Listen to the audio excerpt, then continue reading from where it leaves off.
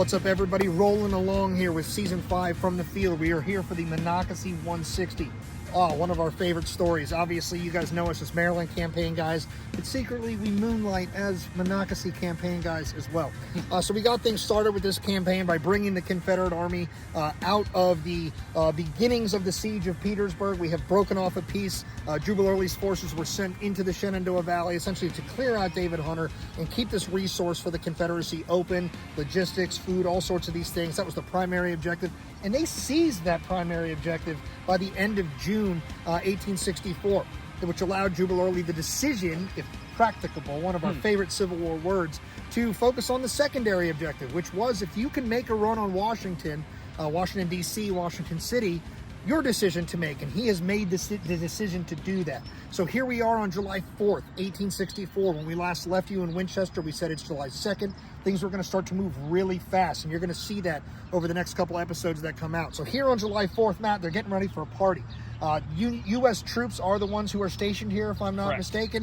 In 1862, they had learned some valuable lessons about defending the strategically advantageous places around you, i.e. the high ground. Not so easy to see in our shot right now, but Maryland Heights behind us, a little clip of the Potomac River just off screen here, and on the other side of the river, the heights known as Loudon Heights. So you're in a critical spot. In 1862, these key landmarks were everything, and Dixon Miles, who was in command of U.S. troops at the time, took things very literally when it came to his instructions on defending the town, and he kept the bulk of his force either in the town or up on Bolivar Heights, which kind of allowed this bowl effect to be created against him. So when the Confederates started attacking on Maryland Heights in 1862, they were able to overwhelm the limited defenses up there. But all those lessons have been learned. The hand changing of Harper's Ferry has basically ended up with this being a federal garrison for quite some time at this point. And they have seen the movements coming here. Who are the U.S. troops that are here? There's some familiar names if you've been following Jubal Early's movements, not just with our show, but if you've been following him as a breakoff from the Army of Northern Virginia. So who is here on the U.S. side that Jubal Early's running into?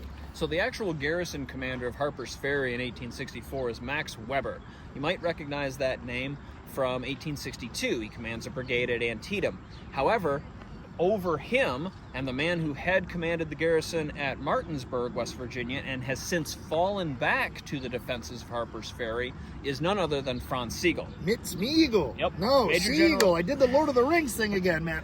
Major General Franz Sigel, of course, defeated at the Battle of Newmarket in May of 1864. He has now been placed in garrison command, and when he and his troops fall back to Harper's Ferry, they would join Max Weber's troops going up onto Maryland Heights. That's where the majority of federal forces will be dug in the extensive fortifications that have been developed there since the fall of 1862. So after that terrible capture that occurred, as Pat was mentioning, in 62, federal forces have been fortifying the Harper's Ferry area. Now, when Jubal Early arrives here on July 4th, the federal garrison has actually abandoned the town for the most part. They have left food behind. They had left drink behind. There was going to be a party for Independence Day. As we do now. Right. As we do now. But they had fallen back to those heights above. And so Confederate forces are going to succeed in getting into Harper's Ferry itself, getting into those warehouses, getting those supplies. They're going to have a good time with this as Jubal Early is glaring up at the fortifications of Maryland Heights. Now, he is hoping that the garrison is going to come down off of the high ground to try to defend the town. They are hoping that Jubal Early is going to try to come up the mountain at him. Neither side obliges the other, and they're going to glare at each other for about a day and a half or so. Again, lessons have been learned since 1862. The people that are here have either been here or were here previously. Everybody understands Maryland Heights is the key to the defense or success at taking of Harper's Ferry.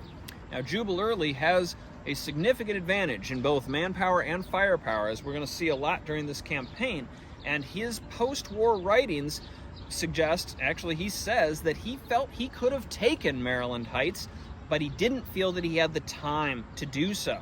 If he wants to get on the road and continue moving towards Washington, it's going to take a lot longer than he can really spare to fight his way up Maryland Heights and take them. And so instead, he is going to shift his forces north, moving up the Potomac River to Shepherdstown, West Virginia, crossing over the Potomac at Boatler's Ford on the night of July 5th into the 6th of 1864. So we leave you here with the tactical decision. Jubal Early does not have time. He does not have the men. As Matt just said, he thinks he could have handled this fight if that was the focus of this objective. But at this point, getting to Washington is the objective. Right. So the time it would have taken, which ironically will become a part of the story when we finally get to the battle of Monocacy, the time taken. Right. But what if this fight goes on longer than he expected? What if he loses more men than he can handle? So he basically makes the decision that this juice isn't worth the squeeze right now. And so things start to move even quicker, because once he crosses at Boatler's Ford there, he's going to get to places like Sharpsburg, Maryland, and Hagerstown, and you're going to see the wheels of this campaign start to move at more or less breakneck speed, heading towards July 9th, 1864. So we hope you guys catch up with us at our next installment from Hub City, or at one of our favorite battlefields that we never miss an opportunity to get out to. And if you've been following along with us on social media, we thank you for that. Again, you can find us on Facebook, YouTube, and Instagram following along with our Season 5 From the Field, Battle of Monocacy, 160th commemoration.